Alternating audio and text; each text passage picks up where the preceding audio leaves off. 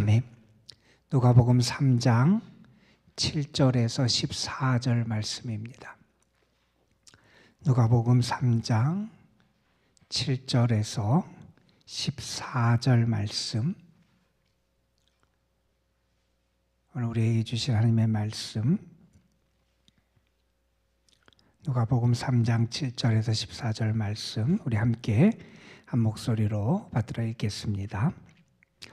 요한이 세례받으러 나오는 무리에게 이르되, 독사의 자식들아, 누가 너희에게 일러 장차 올 진노를 피하라 하더냐. 그러므로 회개에 합당한 열매를 맺고 속으로 아브라함이 우리 조상이라 말하지 말라. 내가 너희에게 이르노니 하나님이 능히 이 돌들로도 아브라함의 자손이 되게 하시리라. 이미 도끼가 나무 뿌리에 놓였으니 좋은 열매 맺지 아니하는 나무마다 지켜 불에 던지시리라. 무리가 물어 이르되, 그러면 우리가 무엇을 하리이까?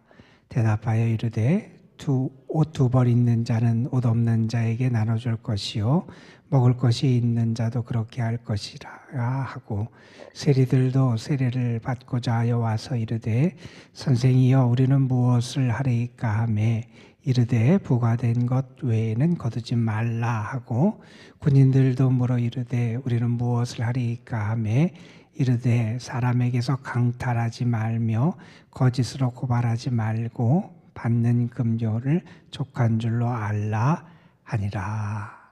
아멘.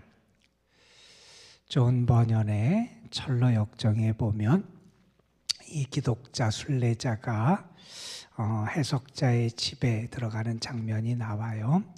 해석자의 집에 들어갔을 때 그 해석자가 이 크리스찬 신앙인에게 먼저는 그 그림 초상화를 보여주고 그 다음에 응접실을 보여주게 돼요. 이 사람이 그 응접실에 들어가요. 그 응접실은 어떤 모습을 하고 있냐면 먼지가 가득해요. 그래서 제대로 그곳에 있을 수 없고 제대로 숨쉬기 어려울 만큼 먼지가 가득해요. 그래서 일꾼을 불러서 청소를 시켜요. 그래서 일꾼이 와서 청소를 해요. 먼지를 털어내고 막 이것저것 이렇게 확 하는데, 비질을 하는데 오히려 먼지가 더 날리는 거예요. 그래서 제대로 청소가 안 되는 거예요. 도저히 견딜 수 없는 그 상황에서 이제 여종을 불러요. 그 소녀가 왔어요. 와서 물을 뿌리고 청소해라 그래서 물을 뿌리고 청소를 해요. 물을 뿌렸더니 먼지가 가라앉게 돼요. 여러분, 우리가 하나님의 자녀로 살아가고 무언가 나름대로 우리가 애쓰는 모습들이 우리에게 다 있긴 해요. 그런데 우리가 노력하고 애쓰는 것은 어찌 보면 나는 하는 대로 하는데, 나는 무언가 열심히 하는 대로 하는데 오히려 먼지가 더 일어나고, 그래서 오히려 더 견디기 어려운 모습을 만들 때가 우리에게 있다는 거예요.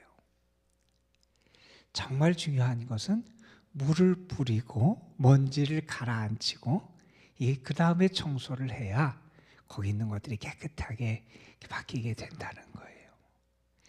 여러분, 신앙생활, 내 뜻과 내 방법과 나의 길을 가지고 내가 한다, 아니면 내가 그렇게 살아간다, 우리가 애쓰는 모습을 나타낼 수 있지만 정말 그게 주님이 원하시는 길이고 방법일까 하는 것을 좀 생각해 봐야 돼요.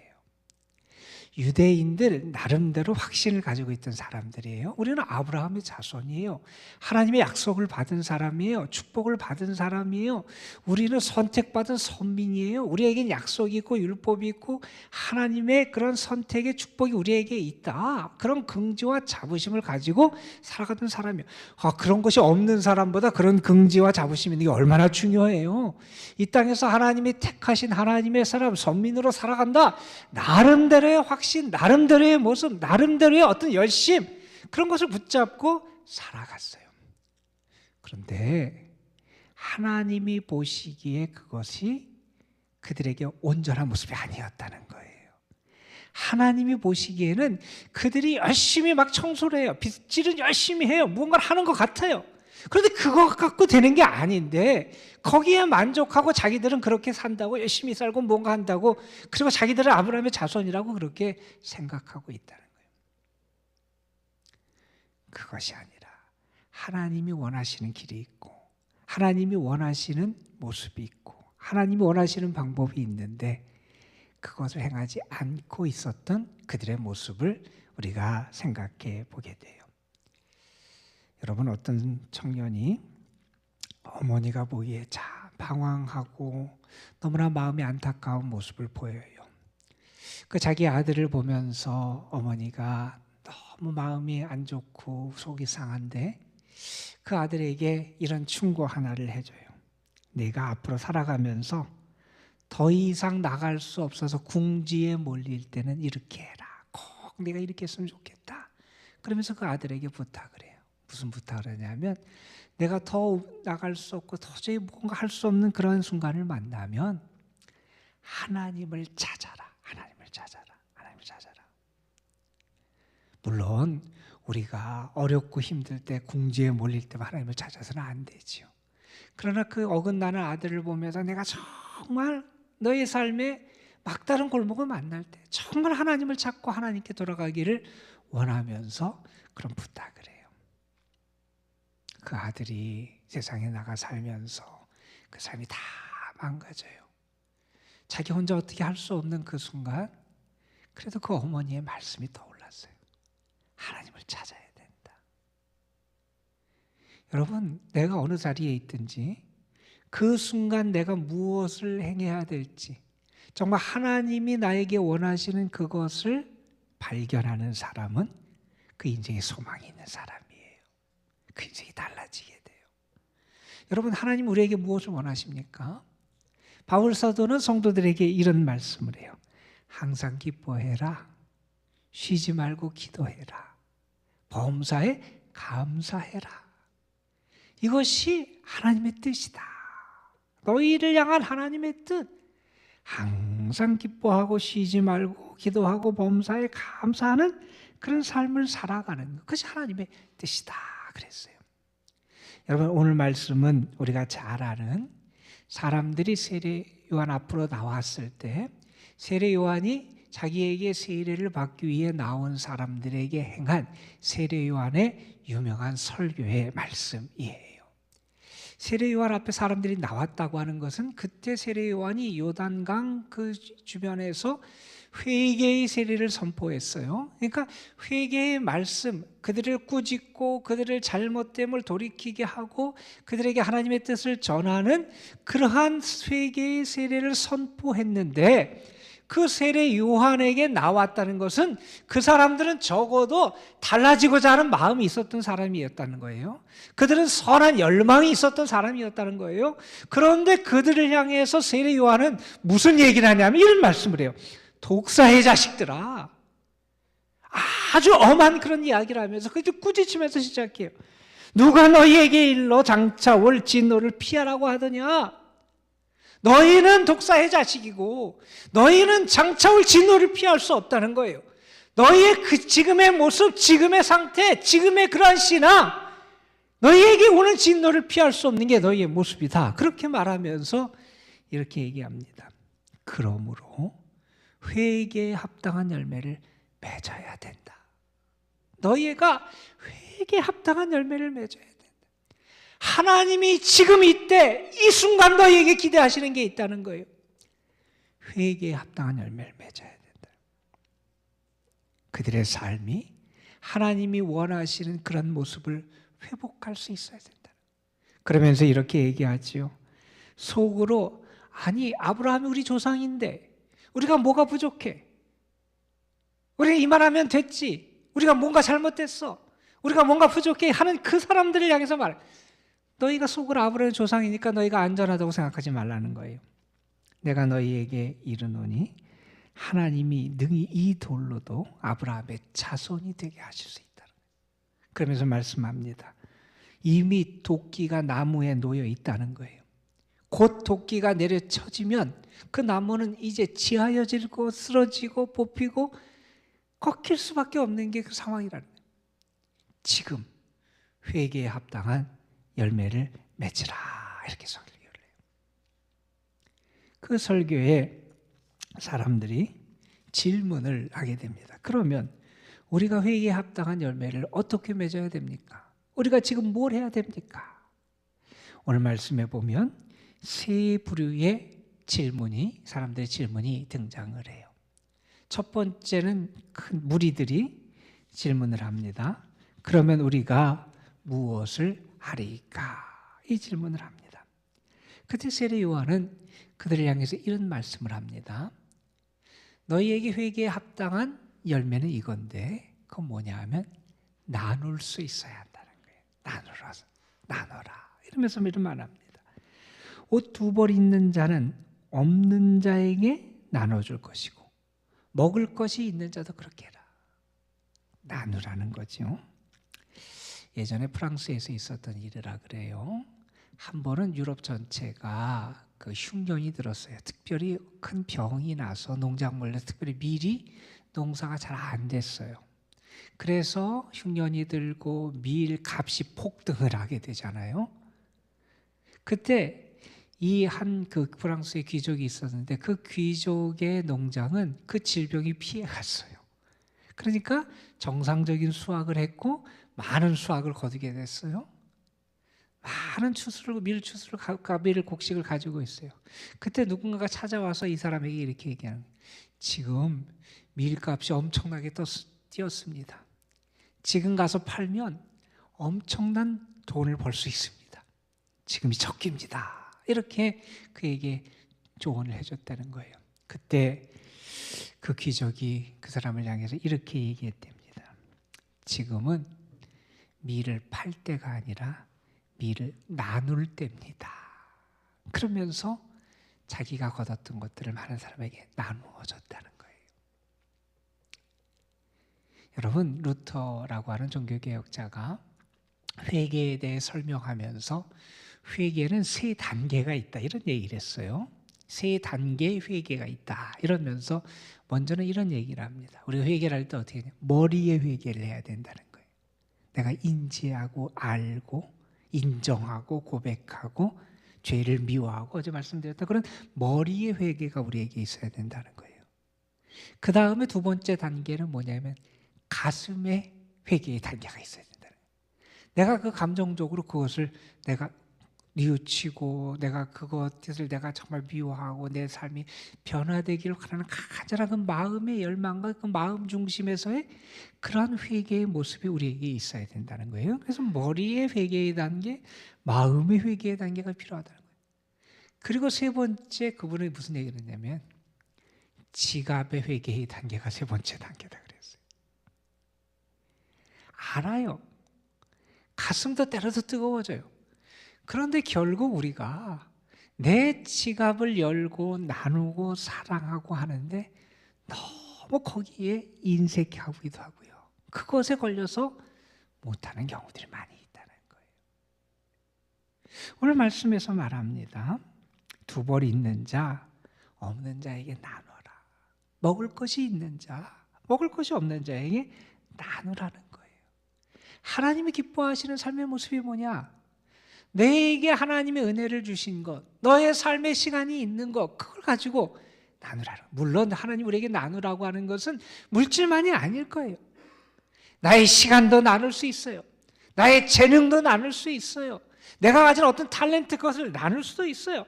나의 지식도 나눌 수 있어요. 하나님이 나에게 주신 것 가운데 내가 나눌 수 있는 것을 나누며 살아가는 거예요. 그게 정말 회개에 합당한 모습이라는 거예요. 왜 나누냐 되냐면 나만 있지 않음을 알게 되는 거예요. 그것의 주인이 내가 아님을 아는 거예요. 그래서 그 삶에 나눔을 통해서 회개의 열매가 맺혀지게 된다는 거예요. 아이들이 읽는 아이들 글 가운데 그 재밌는 그런 글이 있어요. 돼지하고 소가 서로 대화하는 얘기가 나오더라고요. 거기 보면 돼지가 억울한 거예요. 사람들이 소를 보면서는 소는 좋은 그런 짐승 좋은 동물이라고 말하고 돼지는 욕심꾸러기 그렇게 비유들을 하더라는 거예요. 돼지가 억울하다는 거예요. 왜 사람들은 우리를 욕심꾸러기라 그런지 모르겠다. 우리도 사람들에게 고기도 주고 햄도 주고 나중에 그렇게 하지 않느냐. 그랬더니 젖소가 그 이야기를 듣더니 그렇게 얘기하는 거예요.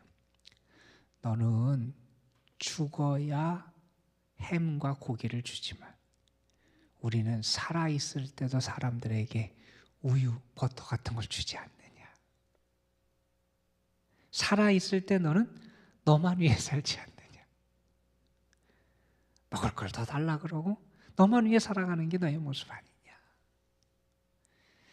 여러분, 주님이 우리에게 뭘 해주셨어요? 자신을 주셨잖아요. 자신을 주셨잖아요. 다 나눠주셨잖아요. 다 주셨잖아요. 여러분에게 다 주셨어요. 다 주셨어요. 그 은혜를 받은 사람 어떻게 해야 되느냐? 받은 바 은혜를 나누며 살아가야 된다는 거. 여러분, 특별히 여러분 사순절을 시작하면서 여러분에게 부탁을 드렸어요. 하루에 한 가지씩 크든 적든 정말 하나님이 기뻐하시는 사랑을 나누는 삶을 좀 살아가자.